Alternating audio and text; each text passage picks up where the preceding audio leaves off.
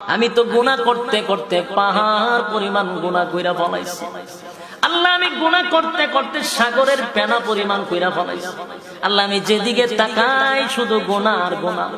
মাবুদ গো, আমার গুনাহ সম্পর্কে যদি মানুষ জানতো, আমারে মানুষ ইজ্জত করতো না। আমার গুনার ব্যাপারে যদি বাবাই জানতো, বাবা সন্তান বলে স্বীকার করতো না।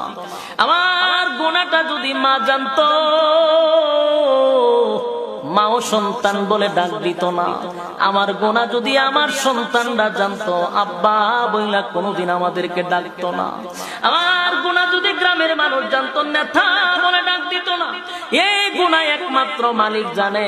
সেই মালিকের সাথে যদি গভীর রজনীতে নুজুলে রহমতের সময়, যেই সময় মানুষ স্ত্রী পুত্র লইয়া ঘুমায়া যায়, পশু পাখিরাও ঘুমায়া যায়, নিঝুম রাত্রিতে যদি আসামির বেশে আপনি যদি আল্লাহর কাঠগড়ায় দাঁড়াইয়া দুইটা হাত তুলিয়া যদি চোখের পানি ছাইরা গুনার উপরে লজ্জিত হয়ে যান, আর যদি বলেন মালিক